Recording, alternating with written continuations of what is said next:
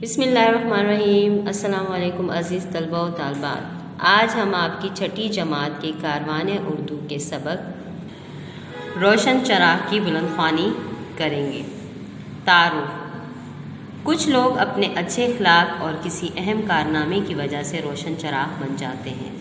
یہ کہانی بھی ایسے بچے کی سچی کہانی ہے جس کی اپنی دنیا تو اندھیر تھی، مگر اس نے روشن چراغ بن کر دوسروں کی زندگیوں میں اجالے بکھیر دیے۔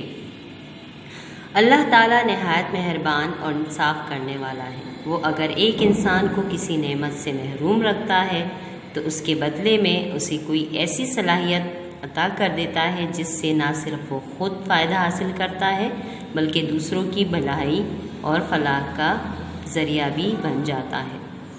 لوئی بریل ایک ایسا ہی شخص تھا جس کی اپنی بینائی تو چلی گئی تھی، مگر وہ نابینا افراد کی زندگی روشن کرنے کا ذریعہ بن گیا۔ آئیے لوئی بریل کی کہانی اس کی اپنی زبانی سنتے ہیں۔ میں 4 جنوری 1809 کو فرانس کے گاؤں کوپرے میں پیدا ہوا۔ میرے والد چمڑے کا کام کیا کرتے تھے۔ جب میں 3 سال کا تھا تو ایک دن اپنے والد کے کارخانے میں بیٹھا کھیل رہا تھا۔ والد صاحب نے ایک بڑی سی کیل کو ہتھوڑے سے ٹھوکا تو میں بھی ان کی نقل میں ایسا کرنے لگا۔ اچانک وہ کیل اچھلی اور میری آنکھ میں جا گھسی۔ تکلیف کی شدت سے میں بے ہوش ہو گیا۔ ڈاکٹروں نے بہت کوشش کی مگر میری آنکھ نہ بچا سکے۔ کچھ عرصے بعد میری دوسری آنکھ کی بینائی بھی چلی گئی اور میں مکمل طور پر نابینا ہو گیا۔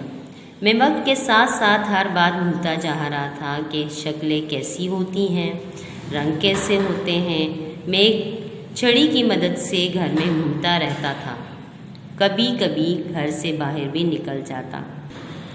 شروع میں بچوں کے ساتھ بھی کھیلنا چاہتا تھا مگر اکثر کھیل ایسے ہوتے تھے جن میں بچوں کا ساتھ نہ دے پاتا، لہٰذا بچے مجھے تنہا چھوڑ کر اپنے کھیل میں مصروف ہو جاتے۔ ایسے موقع پر میں بالکل تنہا اور اداس ہو جاتا۔ بڑے لوگ مجھے دیکھتے تو پیار کرتے اور میری حالت پر ترس کھاتے۔ مجھے یہ بات بالکل پسند نہ تھی کہ کوئی میری حالت پر ترس کھائے۔ پھر ایک دن گاؤں کے پادری صاحب ہمارے گھر آئے اور انہوں نے میرے والد کو بتایا کہ پیرس میں ایک ایسا اسکول ہے جہاں اندھے بچے پڑھتے اور لکھتے ہیں۔ میرے والد نے جب مجھ سے اس اسکول میں پڑھنے کے بارے میں پوچھا تو میں فوراً راضی ہو گیا۔ یہ اسکول نابینا افراد کا پہلا اسکول تھا۔ عزیز طلبہ و طالبات، نابینا کا مطلب ہے دیکھنے کی صلاحیت سے محروم ہونا، یعنی کہ اندھا ہونا۔ اس اسکول میں پڑھنے لکھنے کے علاوہ نابینا بچوں کو مختلف ہنر اور فنون بھی سکھائے جاتے تھے۔ اسی طرح جب یہ نابینا بچے اسکول سے تعلیم حاصل کر کے نکلتے تو عملی دنیا میں انہیں ٹھوکریں نہیں کھانا پڑتی تھیں اور وہ دوسروں کے رحم و کرم پر نہ رہتے تھے بلکہ اپنی کفالت خود کر سکتے تھے۔ کفالت کا مطلب ہے ذمہ داری یا پرورش۔ میں جب اسکول گیا تو میری عمر 10 برس تھی۔ شروع میں میرا دل نہ لگا، پھر گوتم میرا بہت اچھا دوست بن گیا۔ مجھے اس کا اور اس جیسے بچوں کا ساتھ اچھا لگنے لگا اور اب میں خوب دل لگا کر پڑھنے لگا۔ یہاں ہم جیسے بچوں کے لیے خصوصی کتابیں ہوتی جن کے صفحے کاغذ کے بجائے کارڈ بورڈ کے ہوتے تھے، ان پر الفاظ ابھرے ہوئے ہوتے تھے۔ میں نے بہت جلد پڑھنا لکھنا سیکھ لیا۔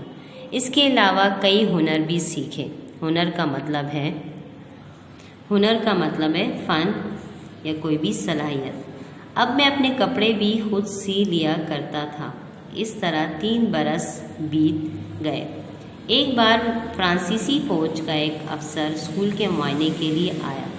ان کے کپتان نے ایک ایسا طریقہ ایجاد کیا تھا جس کے ذریعے فوج کے سپاہی جو سرحدوں پر اپنے فرائض کی انجام دہی پر مامور ہوتے تھے، مامور کا مطلب ہے مقرر یا متعین، ایک دوسرے کو پیغامات بھیجا کرتے تھے۔ چونکہ ان جگہوں پر اندھیرا ہوتا تھا اس لیے اس نئے طریقے کے ذریعے سپاہی چھو کر پیغامات بھیجا کرتے تھے۔ اسکول کے پرنسپل نے فیصلہ کیا کہ یہ طریقہ نابینا طالب علموں کے لیے استعمال کیا جائے۔ مگر زیادہ تر طلباء کو یہ طریقہ بہت مشکل لگا۔ میں نے بھی اپنے طور پر اس طریقے میں بھرپور دلچسپی لی۔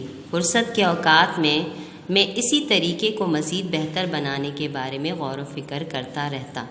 اکثر بچے رات کو سو جاتے مگر میں جاگتا رہتا اور اس طریقے کی مشق کرتا رہتا۔ اس مشکل اور صبر آزما کام میں گوتم بھی میری مدد اور حوصلہ افزائی کرتا۔ کام مشکل اور تھکا دینے والا تھا مگر میں نے ہمت سے کام لیا۔ آخر 1824 عیسوی میں نے اس طریقے کو اور بہتر بنا کر نابینا افراد کے پڑھنے کے قابل بنا دیا۔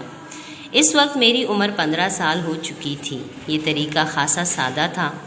اس میں نقطوں کا استعمال کیا گیا تھا۔ یہ نقطے بڑے بڑے نہیں بلکہ چھوٹے چھوٹے تھے اور انہیں انگلیوں کے ہلکے سے دباؤ سے محسوس کیا جا سکتا تھا۔ ان 6 نقطوں کو میں نے مختلف طریقوں سے ترتیب دیا تھا۔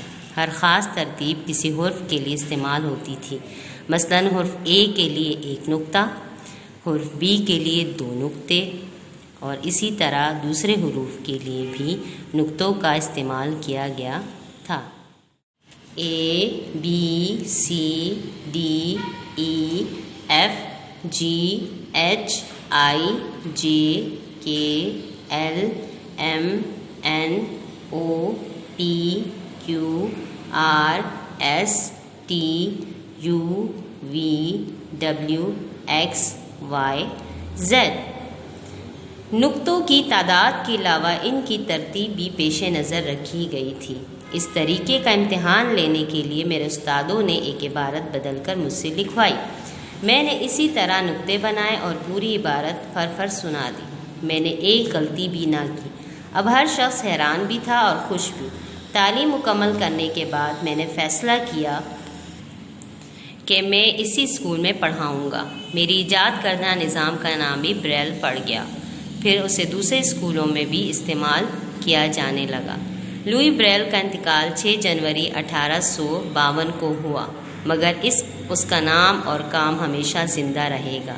نابینا افراد کی زندگی میں علم کی روشنی کرنے والا یہ چراغ ہمیشہ روشن رہے گا۔ تو عزیز طلباء و طالبات، آج کے اس سبق میں آپ نے ایک باہمت انسان کی کہانی پڑھی کہ کتنی مشکلات کے بعد بھی اس نے اپنے اس کام کو آگے بڑھایا اور اپنی معذوری کو اپنی کمزوری نہ بنایا بلکہ اس کے اور دوسروں کے سامنے وہ روشن چراغ بن کر ابھرا۔ تو عزیز طلباء و طالبات، آپ اس کی بلند خوانی کیجیے، اس کو سمجھیے اور اس کی آڈیو میرے ذاتی نمبر پر سینڈ کر دیجیے۔ شکریہ۔